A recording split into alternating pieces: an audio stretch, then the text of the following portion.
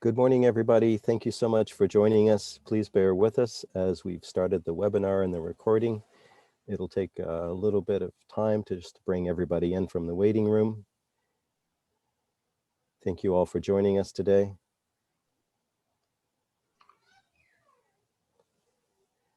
And as Good morning, I'm Paul Peterson. I'm the Director of the Program on Education Policy and Governance at Harvard University. Thank you and welcome to our third session on the post-pandemic future of homeschooling. We have had two sessions thus far. Both of those sessions have been recorded, as this one will be. And both those sessions are available here on this website. So if you feel like you're joining a conference in the middle, you can catch up very easily by going to the two prior sessions. Automatic captioning has been will be enabled for each of these sessions, and you can actually do it yourself now if you wish. There is a mechanism by which you can do that. The captioning takes a little while for the permanent record, so this recording that is taking place now won't be up for a few days, but it should be up by a week from now, when we will be having our next session. We have a set of presentations once a week on Thursdays at the same time, which is noon Eastern Daylight Time. So today we're going to be looking at the question, are homeschoolers prepared for life? Or more exactly, do they get the academic preparation that prepares them for college and for careers that they will be pursuing in the years to come? And one of the arguments for homeschooling has been that indeed the performance of homeschoolers is as good as or better than that of students on average who attend public school, and they actually can learn things more efficiently. You have a more personalized environment. But the critics say that some of the data that's used to make that point doesn't really capture the full audience out there or the whole community of homeschooling, and therefore overlooks the fact that there are some students out there who are not being prepared adequately at all. So that's the topic that we're going to be exploring and looking at it from various vantage points. Now, I want to, before we begin, thank Antonio Wentland and Nick Tavares and Michael Poor for their help in preparing the conference as a whole in this session today. And I'm especially grateful that I have with me Daniel Hamlin, who is a professor at the University of Oklahoma, who has done so much to prepare this conference and who is an expert on homeschooling himself. So with that, I'm going to turn the panel or the session over to Daniel, who will introduce our panelists. Thank you, Daniel. Well, thank you very much, Paul. So for our session today, we have two expert researchers on homeschooling and one commentator with extensive knowledge of existing scholarship on homeschooling. So our first presenter is Dr. Christian Wilkins. He is an associate professor of education and chair of the Department of Education and Human Development at the State University of New York, Rockport. He's done research on homeschooling and academic preparation, with some of his scholarly research investigating whether homeschooled children are prepared for college calculus. Our second presenter is Dr. Jennifer Jolly. She is director of the Gifted Education and Talent Development Office at the University of Alabama, and she's also a professor of education. In the homeschooling arena, she's researched the intersection of homeschooling and gifted education, and she's published some of the most prominent scholarship on homeschooling and gifted education. Our commentator for this session is Dr. Robert Kunzman. He's a professor of education and the Armstrong Chair for Teacher Education at Indiana University. He's published scholarly articles on homeschooling, including a recent research synthesis of 351 studies on homeschooling. He also has a book on homeschooling titled Write These Laws on Your Children Inside the World of Conservative Christian Homeschooling. As a quick note to the audience, you will be able to see the panelists today, but members of the audience are not going to be visible to you. You should also feel free to post your questions to the panelists using the Q&A function in Zoom. But we would kindly ask that you pose very succinct questions without any additional commentary. So this will help Paul and I to be able to locate your question and then pose it to the panelists. And of course, you may also use the chat function in Zoom to communicate with others. But we do request that your commentary remain focused on the content and substance of the presentations. Okay, so with that, let's get started. And Chris, I'm going to turn it over to you first. You bet. Thank you, Professor Hanlon, Professor Peterson, and everyone who's made the conference possible. It's a privilege to be with everyone today. So what Jennifer and I will do for about the next 20 minutes is go through a very, very quick summary response to the question posed by the panel. And then we're going to try and make sure that in the response and the time that we have remaining, we're able to engage in some robust Q&A. So I'll echo Dr. Hamlin's point about use the Q&A. We'd love to hear what your questions are, and hopefully we'll be able to get into many of those down the road. So first, I will start with a spoiler alert. The question is it's one that is not fully and satisfactorily answerable with currently available data. So if you came to the session hoping to hear us say yes or no, we're not going to be able to do that. The analogy I will draw is to a question about whether seeing a doctor helps. The answer to such broad questions is always, well, it depends on the specifics, right? It depends on the patient, the doctor, the treatment involved. The response to are homeschoolers prepared for life is likewise dependent on the specifics involved. So just don't look for a broad yes or no. We're going to get into some of the details as we go. Dr. Jolly. All right, thank you very much for allowing me to participate in this panel today. So today we're talking about averages and the demography of homeschooling families and students. We're going to discuss averages among millions of families homeschooling. So pre-pandemic numbers, that was estimated about 1.7 million school-aged children were engaged in this type of education. And as Chris alluded to earlier, averages are not individuals. And when you're discussing, are homeschooled kids prepared for life, it really does depend on the context. And given homeschooling itself, those contexts are very different and very family dependent in many cases.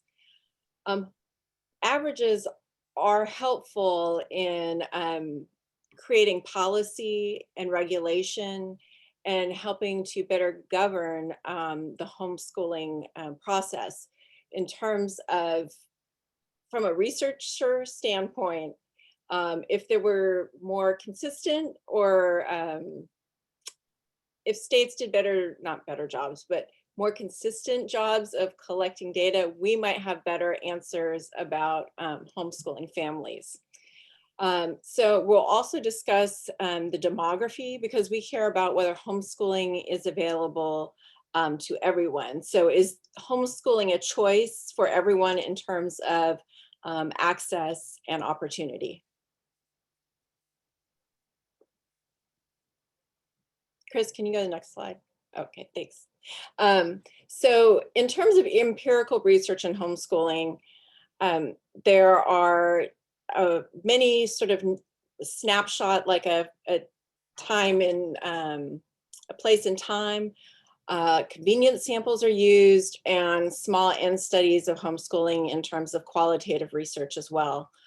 There are virtually no generalizable research in this area, but we care about overall outcomes among homeschoolers. And so in that respect, there's no national level longitudinal data sets. So to answer some of these questions that I think everyone is interested in, it's really difficult given the data that are available. So we also care about estimating treatment effects of homeschooling. And this becomes challenging because of the unique choice mechanisms and then a lack of counterfactuals that are available. So when you ask about are homeschoolers prepared for life, we kind of backtracked and said, well, you know, what are the motivations and outcomes that families and the children and students have that are engaged in homeschooling? So sometimes motivations to homeschool don't necessarily match the outcome goal. We've learned that motivations to homeschool also may change over time, depending on family circumstance or child need, or both. Then motivations to homeschool may vary between parents and students. So just if you have children, you also know that they don't always agree with you. So the motivation for homeschooling may vary between parents and students over time as well. In addition, at the moment, we have no clear answers on either the absolute performance of homeschoolers or the treatment effect of homeschooling in the following domains. And these sort of align with some of the data in terms of domains out of the NCEAS and some of the other research in homeschool families that support these domain allocations. So this includes religious or moral outcome goals, personal safety outcome goals, such as bullying, outcome goals among students homeschooling due to particular student needs. So that might be a health issue or some type of specialized educational need, whether it be a learning disability or a need for sort of advanced academics. Outcome goals are also driven by culture, pedagogic need or difference, or an idiosyncratic or individualized interest goals. And then there's also career choices that we don't really have any real clear, definitive answers about.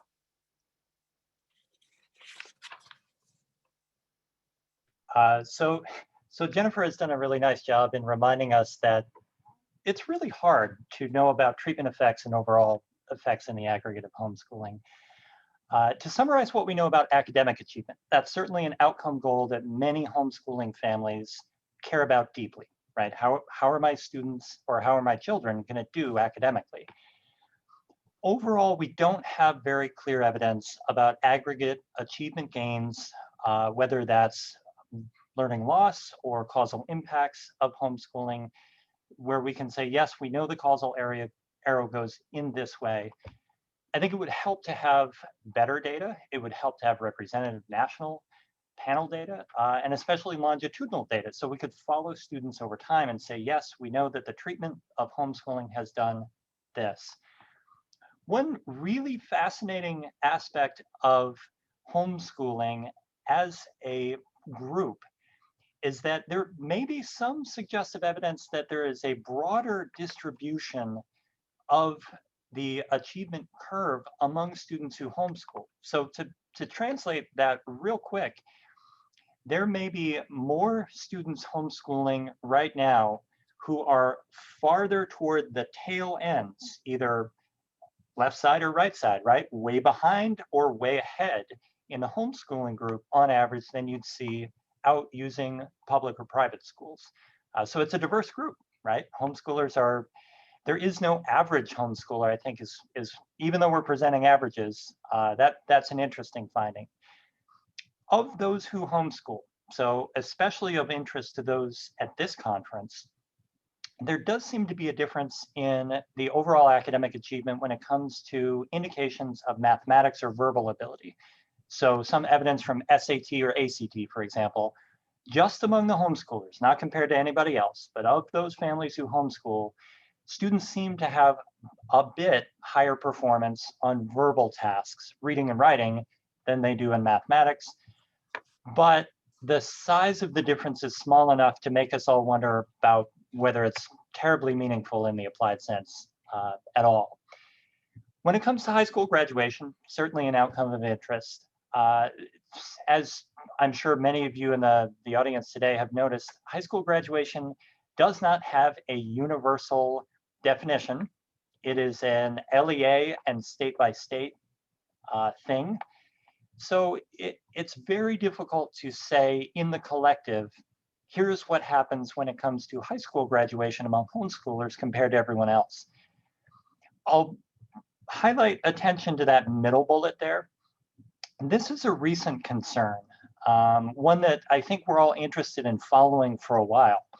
I don't think it's one of concern potentially among audience members today, like all of us here. Homeschooling may be a repository for those who have really just dropped out of school. So we are seeing some evidence that there may be some families and some students who have more or less just given up. They're too young to technically drop out of school in their states. They're not pursuing education, but they're calling themselves homeschoolers. And so we're a little bit worried that that's going to tar those who are legitimately homeschooling and pursuing academic outcomes with this same label of, yes, I'm homeschooling, when really the kids have dropped out. So stay tuned. I think that's a concern in the field right now. There does not seem to be strong evidence of impact of homeschooling into the college years. Anecdotal, selective studies, yes, but in the average, in the aggregate, I don't think we have much evidence one way or another about what homeschooling means for ultimate college GPA or retention across years. Okay, so moving on to employment, there is currently no useful data at scale. There are a couple of research studies that suggest that homeschoolers from religious families may earn lower pay than graduates from formal schooling. However, the specifics matter in this case, and so the temptation to sort of generalize from these studies really needs to be resisted. And then moving on to socialization, this is one of those things that you hear a lot about when homeschool critics and sort of the stereotypes held by the general public regarding socialization. And what the research holds, even though they are sort of marred by the things that we've talked about before, is small scales, convenient samples, selection bias, and then the over-reliance on self-report measures, is that really overall there's no evidence of harm or help of homeschooling. So I think that is a to be continued discussion. But again, more and better data are required. So subpopulations is something that, as you know, the homeschooling population has diversified in many different ways and means. You know, what are some questions related to this diversification and rising interest sort of in the equity related questions? So who has access to homeschooling in terms of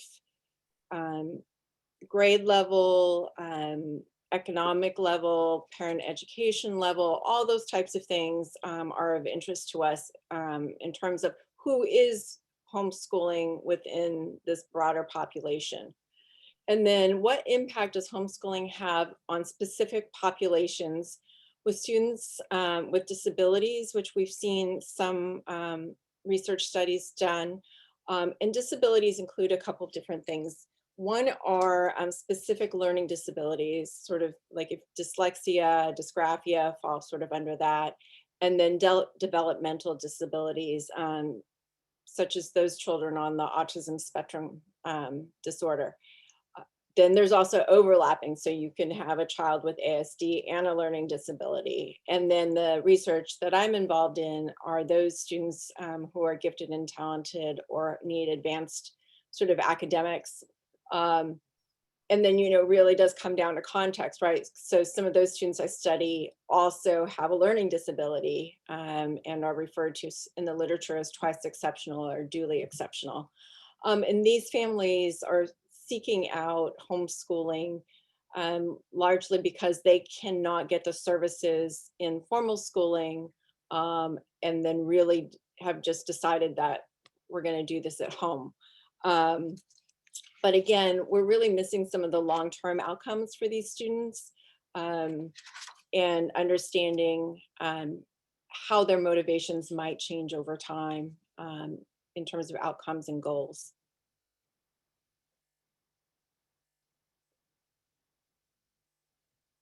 So this is hot off the press. You might remember, if you were able to join us last week, we had a statistician from NCES, and she highlighted a pandemic-driven household survey called the Pulse survey. So people like me and people all over the place have noticed, hey, there seems to be a really big recent surge in interest in homeschooling during the pandemic. People like Dr. Jolly and myself are excited by this. We see a lot of opportunities to better understand who homeschools and why. So I'm going to show you the next 3 slides are what we have seen so far from the Pulse survey. A gentle reminder, if you can't quite make out what's going on this slide because the font is tiny and maybe you're even looking at this on your device, you're seeing a chart that goes from April of 20 to April of 21. So you're looking at a year of data. And this is from the Pulse survey of households all across the United States. And one of the questions on the Pulse survey was, are you homeschooling? So what's in front of you right now is everyone who said, yes, I'm homeschooling, to that Pulse survey item. And we've broken it out by race and ethnicity. So one of the really interesting things, the big heavy black line in the middle is the average. So the homeschooling response rate in April of 20 was a little over 4% of all students in public and private schools in the United States. That's a big deal, right? That's as big as we've ever seen it. It's bigger than the 3.3% rate that reported that NCES reported back in 2016. If you follow that all year, you'll see by April of 2021, so just last month, the reported rate of homeschooling is about 8%, which, as Dr. Peterson suggested a couple of weeks ago, that's probably at least double what we have seen historically. So we're talking about a huge number, millions and millions of families are saying, yep, I'm homeschooling my kids. When you look at who's doing it by race and ethnicity, that's where it also stays really interesting. You'll see the green line at the bottom. That's those who reported as Asian alone, not Hispanic, so a relatively lower rate there. And those 2 spikes that on my screen are Black alone, not Hispanic, that's the highest spike in week 21, and Hispanic or Latino, we're reporting rates as high as 14 to 16%. So of all the families in the United States responding to this survey, as many as 14 to 16% of the Black and Hispanic families were homeschooling their kids, which is huge. It's way different than it was in 2016. So very interesting. The other thing I'll highlight here, and you'll see this on the other 2 slides, is the peaks came somewhere in the fall and winter. So between September and February, that's where those big rates are. You'll see a steep drop from February to April. And I think our respondent might have a good sense of why, but just keep that thought in the back of your mind. There was a huge surge of people who reported homeschooling this year, starting in the fall and extending through February, and that rate has dropped sharply heading into April. All right, next up, same response, Pulse survey. This is families reporting that they're homeschooling their students. In the middle, that blue line is the total. So this one is broken out by family structure. This is another variable of interest for researchers like Dr. Jolly and myself. We say, all right, who can homeschool? Well, as we know, it's really hard to homeschool when you're a single parent because job, because obligations, because it's really hard. I'm betting many of you in the audience have either done it, tried it, or known someone who tried it. It's more accessible, certainly when you have two parents in the home. So that blue line is an average, but when you separate it out by those who are married versus those who are widowed, divorced, separated, or never married, the households headed by single parents, you'll also see this year, the Pulse survey suggests a huge spike in homeschooling among single parents. That's new. We have not seen that before 2016. So there's something going on in the pandemic, which meant a lot more single parents are homeschooling than before. Also, you'll notice a big drop heading from February to April of this year. Last little numbers bit here. Same Pulse survey, this is families homeschooling. It's broken out by the economic background of the family. So we're looking at 3 different bins. First is the total, that's the heavy black line, looking at rates that vary somewhere between 5 and roughly 7%. When you pull it apart by family income level, you'll see a huge spike. That gray line that goes highest in week 24 are families who are reporting an income of less than $25,000 a year. So families that don't have high incomes did a lot of homeschooling according to this Pulse survey. And as before, you'll see that those big spikes of either less than $25,000 or those earning between $25,000 and $49,000, we're seeing a drop off from February to April of 21. And it'll be worth trying to figure out what is going on there. And Jennifer, honestly, I don't remember, are you grabbing this slide or is this me?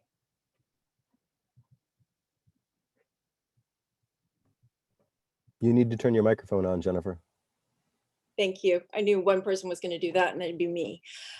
So I think that what we were kind of discussing was, is the COVID-19 homeschooling bulge real? So I think this also has to do with the types of data that were collected through that Pulse data. And as Chris described, this rapid decline from the peak of fall of winter suggests much of the bulge maybe sort of crisis schooling, and maybe not necessarily homeschooling as defined, although that's another question, is how should we define homeschooling?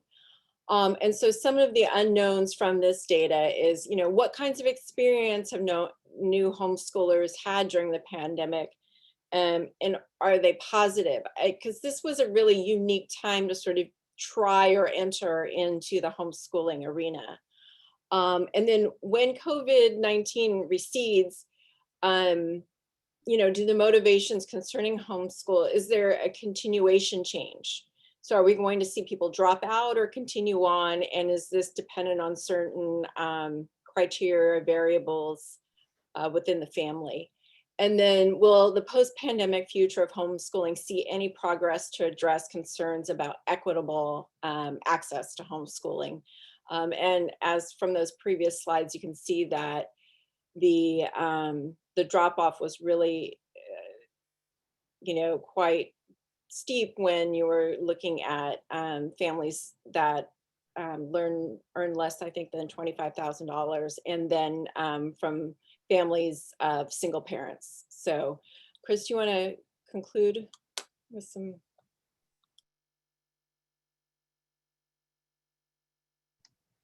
You bet. No, thanks for giving us some time. I believe Dr. Kunzman has a few words of brilliance to share with us. Thank you very much, Robert. All right. Well, thanks to Jennifer and Chris for their presentation, and to the conference organizers for the invitation to offer some comments here today.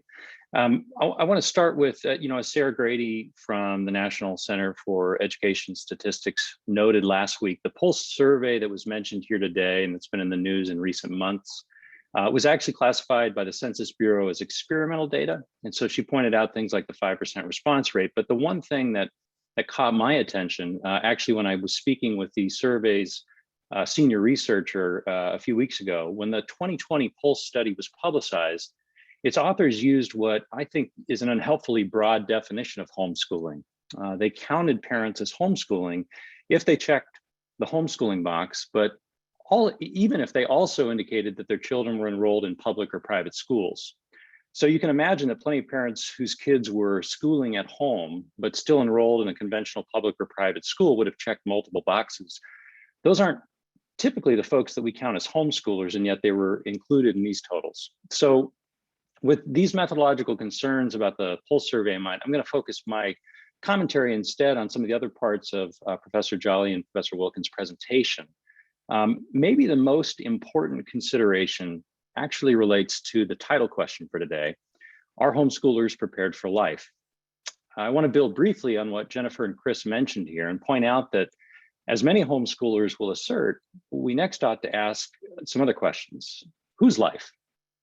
What kind of life, with which values, priorities, and goals? And is there any way that empirical research can answer this? I want to offer just a comment or two about each of these underlying questions. There's obviously far more to say than I can get to in a couple of minutes, but I'm happy to discuss these further in Q&A if you'd like. So the first underlying question: whose life? People reasonably disagree about the appropriate weight of parental influence in shaping the lives of their children, but most acknowledge that parents do and should play a profoundly significant role in this regard. People also disagree about how much say that children should have in their education and in their own lives more broadly as they unfold. But I'd assert that it's unreasonable to insist that parental control should be absolute, particularly as a child approaches adulthood. So this relates to the second underlying question: what kind of life, with which values, priorities, and goals? Now, it seems to me that a wide, reasonable variation also exists here. But at the same time, I'd suggest that this doesn't mean that any kind of education is fine. For example, I'd hope we could all agree that all children, absent severe intellectual disability, deserve to develop basic literacy and numeracy skills. And then the third underlying question: is there any way that empirical research can answer whether homeschoolers are prepared for life? And here we tangle with the complex issue of what counts as homeschooling, as Professor Jolly and Professor Wilkins noted. We need to recognize that the boundaries and distinctions between different forms of schooling have become increasingly blurred in many families. Data suggests that a significant portion of families move back and forth in different years between homeschooling and conventional schooling. And even during a single year, at least half of homeschoolers are mixing approaches with various forms of hybrid or flexi-schooling. So trying to untangle what kind of schooling contributed to what facet of life formation is even more complex when you've got all these different combinations going on. So with these methodological challenges acknowledged, I want to conclude by underscoring two key points from Jennifer's and Chris's presentation regarding the research about academic and social outcomes for US homeschoolers. First, homeschooling does not have much effect on test scores once family background variables are controlled for. Second, the research on socialization and life outcomes is mixed and inconclusive. Most studies are convenience samples, small in scale, typically relying on self-report. Also, asking participants to look back years later poses methodological challenges as well. The few large-scale, nationally representative samples present a mixed portrait. We have the National Household Education Survey, we have the National Survey on Drug Use and Health, we have the National Study on Youth and Religion, and we have the Cardis Education Survey. So I can elaborate on those particular findings during Q&A if folks would like. Also, our research review published last year that covers all of these and many more studies is available online, freely available. You can just Google Kunzman and homeschooling, it'll come up on the first page.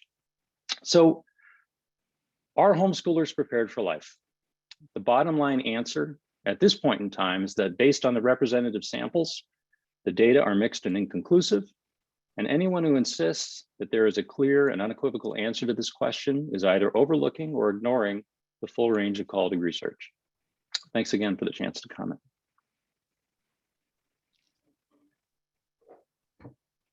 So thank you, Robert. Let me pose to the panel as a whole a fairly general question and get each of you to comment on it. And what I'm hearing again and again from you is that it's not clear, we don't know, we're uncertain, but further research is needed, we need better data. But perhaps we have learned that the impacts are not so clear that you can say, okay, we definitely need to discourage homeschooling, or we definitely need to encourage homeschooling.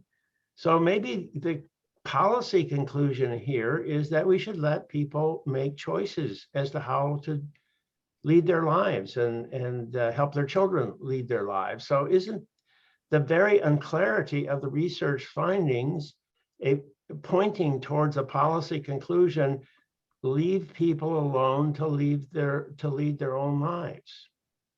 So let me just throw that out there for you to think about and comment on.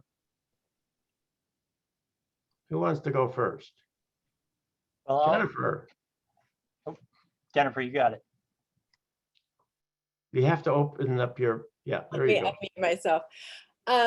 So I am a parent, so I can, step back and put my parent hat on also.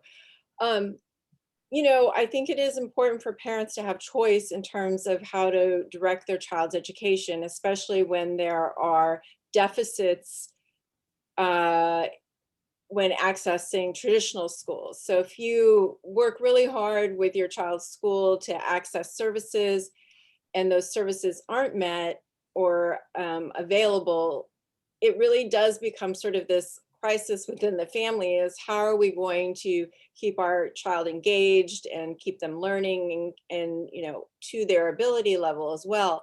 So I do think that homeschooling should remain a choice for families. And I also think this is a little bit driven, I was thinking about this morning, is a little bit driven by this idea that schools are very much about differentiation and meeting individual learning needs. However, schools have sort of fallen short with that with certain populations of students. And so I think they're also falling short of sort of what expectations parents have for schools. And so when that happens, at least sort of with the families I've been researching or talking with, that this is really why this push goes to the homeschooling area. But as Dr. Kunzman said, there is also these off-ramps and on-ramps to homeschooling, and what that looks like has really been blurred over time, especially with this access to going back to public school and also homeschooling at the same time. So it really does become very blurred in terms of maybe policy discussion as well. Who wants to? Any other? Yeah, Christian. Dr. Peterson, your question was about policy. I think at a very practical level, in the United States, homeschooling is definitely here to stay as a choice option. It's enmeshed state by state. It's not going anywhere. The numbers are so big. We should care about not just individual impact at this point.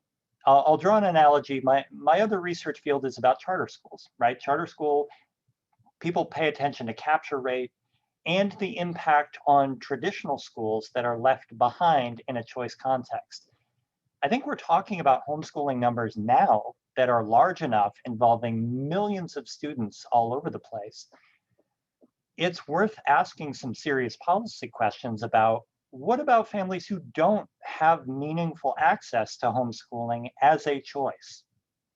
Are there policy options that could make it more meaningful and more viable for families? Or are there unintended consequences of policies that we have right now that allow students, I highlighted the concern about dropouts masquerading as homeschoolers. Is there something we ought to do about that? So I think homeschooling's here to stay. The numbers are now big enough that we are starting to ask some very good questions about what it means at a systems level for families all over the United States. So are you saying that there are barriers to homeschooling that should be lowered, and that's the policy issue? It's something Dr. Jolly and I have talked about a lot. So I'll just take the case of a single parent family, for example, does not have the same access to homeschooling that a family with two parents, one working and one homeschooling does. That choice option is not the same. If we're really interested in homeschooling as a viable mechanism for achieving some of the outcomes we talked about, a life well lived, a job gotten, college matriculation, right now we're treating a single parent very differently than we are in the choice landscape than two parent families. And maybe that's worth asking if we can do something about it. Robert, do you have a comment? Yeah, I think one of the things that I was attempting to, excuse me, allude to in my comments was the idea that children have some powerful basic interests at stake in homeschooling. And quite often, those interests are met, basic interests in literacy and numeracy, but they're not always met. And so I think that one of the things that's worth thinking about is, are there ways that there can be some regulatory backstops, some protections for the interests of these children that don't intrude excessively on the flexibility and parental discretion of the homeschool experience? And I think there are. I think that we could look at something like periodic basic skills testing that don't drive content. They talk about just basic skills of literacy and numeracy as periodic check-ins, and for the vast majority of homeschool families, they'd have no trouble with it, and they can get on with what they're doing. But I think that regulations sometimes are necessary to protect a minority of interests and children whose academic interests are neglected, either through neglect from a parent or just maybe a homeschool situation that's not quite working the way that it could. I think if there are problems that arise and are detected, that doesn't mean that homeschooling's at fault for it. It just means that maybe there needs to be a further conversation and consideration of how resources can be better allocated to help those children meet their basic needs. So I think that there is a place for some very modest regulatory oversight. Great, thank you so much to the three of you for your talks and your presentations. One question that popped up in the Q&A that I think is pretty interesting from a research standpoint is there any evidence that the literature with respect to academic preparation is nuanced, where academic preparation and the ability of homeschooling families to prepare their kids kind of varies by age? So I think the comment that went along with this question was, does it get more difficult when you're in high school and you're a homeschooling parent and you're suddenly teaching calculus? And so is there sort of an age appropriate piece of this that needs to be looked at in the literature? Well, Oh, go ahead. Sorry, Jennifer. sorry. So I'll just try to address this from the population I work with, which are kids with advanced learning needs, right? So we have some kids who are maybe 10, 11 years old who are actually accessing calculus classes, but they're not doing it necessarily with their parents teaching them the calculus. That's when they're accessing like online programs and things like that. So I think that also addresses a point Chris brought up, is that accessing some of these programs costs money, right? And so if perhaps some of that could be supported through policy changes, and then also this preparedness, it does get harder if you're accessing more difficult content earlier.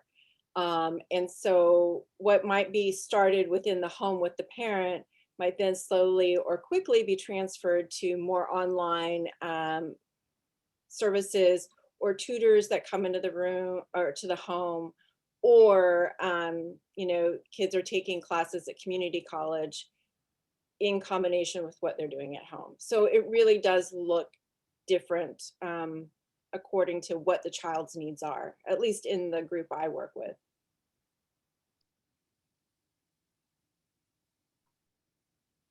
Yeah, and I guess a follow-up question to that would be, are those still homeschoolers? So I've come across a lot of homeschooling families who maybe they've homeschooled K all the way up to 10th grade.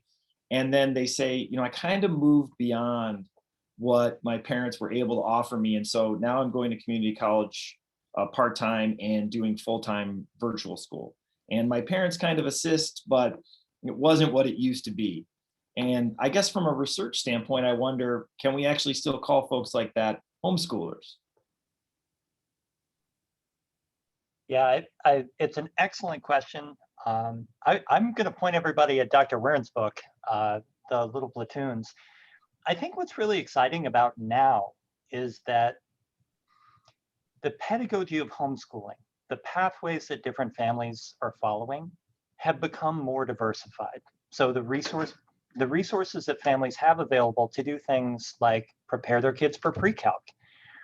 I don't know all that many moms and dads across America who feel terribly comfortable teaching pre-calculus. If you're out there in the audience today, God bless you, you're doing awesome. But that's pretty rare. I also don't know that many parents these days are sitting down and trying. You know, we did see some evidence in our research using the fixed math data set that homeschoolers were less likely to take pre-calculus than students in traditional schools. But it turns out when they landed in college, they did just fine. So what? I think these days, the tools that homeschooling families have available to them are much more robust. There's dual enrollment at community colleges. There are online resources. It doesn't revolve around a single parent at a kitchen table the way that maybe that never existed, but if it did, we're certainly moving away from it now.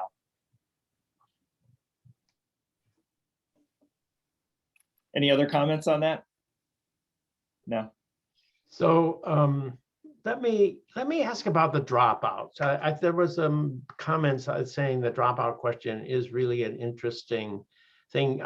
It falls into the same category. What is homeschooling? And I don't think we should get bogged down in that too much because, you know, it's a little bit like, you know, I see it, I know it when I see it kind of thing, but a lot of these data sets are probably, and I think the Pulse one might be a good example of that, maybe looking at people who have dropped out of schooling. I sort of feel this is what happened this year.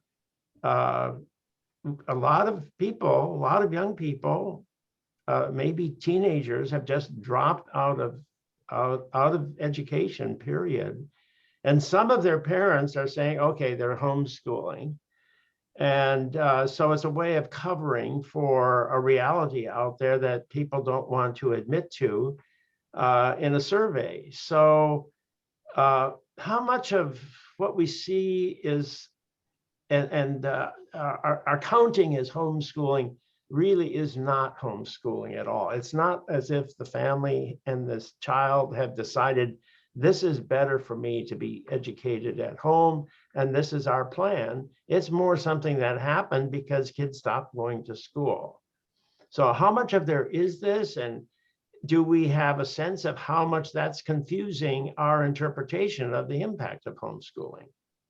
So I throw that to any member of the panel. Robert, why don't you take this one? Sure.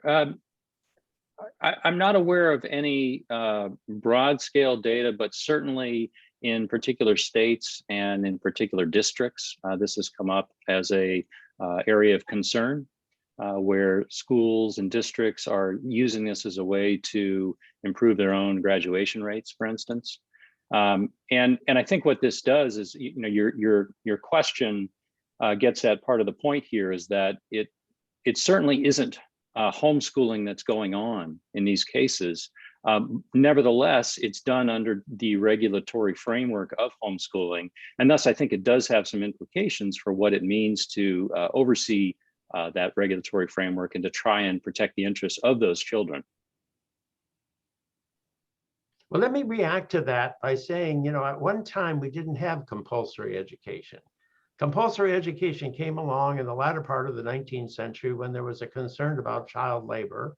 And so the people said, okay, so if we're not going to have children going to work, they've got to be doing something. So then the idea was, well, then they should go to school. That makes sense. And so then they said, well, you should be asked to go to school until the age of 14. and then it went up to 15, and then it went up to 16. So is it 18? I mean, what is the appropriate role of the state in regulating how a child is to be educated? The Supreme Court hasn't made many rulings on this. It's the only time it has is with respect to the Amish, where it said with respect to the Amish, if they don't want to send their kids to school, but have them work at home and learn the life of the Amish, that's fine once they, at least for secondary education. So, Robert, how do you respond to that? Well, that's a big question. I would say that I would go back again to trying to think about what are some of the basic interests of children in terms of education. And if there is a role for the state to play in helping to safeguard those interests in the case of neglect, then I think that we need to think about what type of framework would be useful to say that there are certain things that the state should help ensure. You know, drawing a line at 14 or 16 or what have you, I mean, those are obviously areas of reasonable disagreement and ongoing policy debate. But I would find it hard to accept the notion that simply based on the chance that a child has to be born into a particular situation will determine their educational destiny, simply without any outside oversight or support, is problematic. Christian. The question about dropouts masquerading as homeschoolers, I think I raise as a point of concern for this group here, because people meaningfully homeschooled get averaged in, right? So our data set, I work in Alaska. We study correspondence education. And that has a long tradition in Alaska. But as Dr. Kunzman pointed out, the framework for many homeschoolers in Alaska is to use correspondence education at home with their kids. And many schools have, traditional schools have incentives for kids who are struggling to say, hey, wouldn't you rather be homeschooling? Or wouldn't you be better served at home where conflicts with teachers don't happen, where bullying doesn't happen, where nobody calls you a failure? And so the incentive structure is a little warped in pushing kids who are still of required attendance age into settings where they have no supports. So I think it does raise questions about meaningful regulation, even at a minimal level, so that homeschoolers as a group don't get characterized as a thing when lumped together with those who are doing no such thing. And Chris, so one of the feelings that's pretty pervasive in the Q&A and chat then is why if the assumption, I guess, is that, well, regulatory backstops are sort of ineffective in public schools, then why are homeschoolers who are legitimately homeschooling, why are we sort of punishing them with increased regulation? Isn't this sort of the wrong solution? Yeah, you'll never hear me claim that regulation for its own sake is a worthy endeavor. I think it's important to understand how much regulation impacts what I'm calling traditional schools, right? If a kid doesn't show up at school day after day, just is chronically truant, we notice. And there are requirements for schools to act and intervene on behalf of the child. Some may see that as intrusive or overriding the rights of a parent to keep a kid at home, but that's the regulatory fabric that we've accepted in the interest of young people, as Dr. Kunzman pointed out. But right now, we don't even know basic questions like, how does one attend homeschool? And if one isn't attending homeschool, that's the dropout problem. What mechanism do we have to even know that for any specific child in whose interests we all collectively, whose interests are important, right? The individual child's interests certainly matter. And if they're getting nothing, I think we do have a collective interest in doing something about that. Right. Well, why don't with that, maybe we could switch gears from policy and regulation to methods, because all of you talked quite a bit about research methods and that the literature is inconclusive and mixed. And a lot of our attendees are disappointed by that, but I do think your assessment is correct. It's a descriptive literature, it's a correlational literature. And researchers like yourselves have done a really nice job of trying to add some new insights and build out what we kind of know about homeschooling, but I appreciate your balanced assessment that there's a lot we just don't know. So with that, what types of methods might be available to us to try to understand a little bit more about homeschooling and its outcomes and this big question of whether homeschoolers are prepared for life?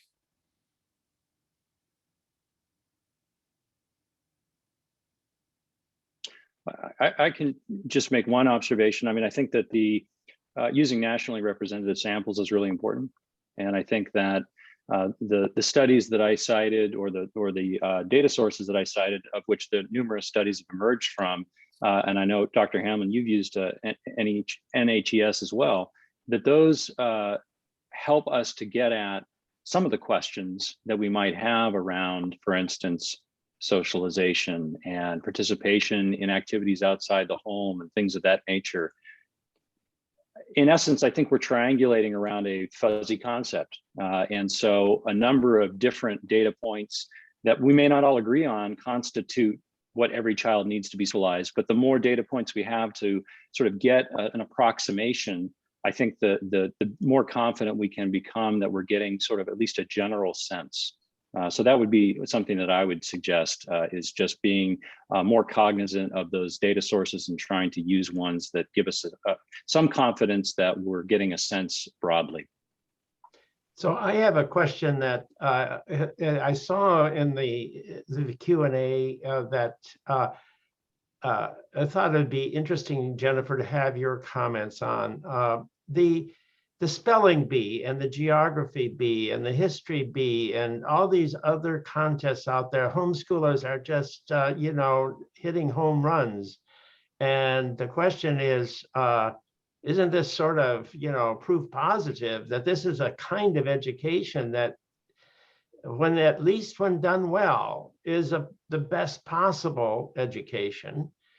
But it also raises another question. I've heard some of these people say, I have to have my child win the spelling bee because they won't get into college otherwise. There's a discrimination by systems in our society against homeschoolers. And so you have to be over the top in order to be accepted by the traditional institutions, whether they be universities or businesses or whatever.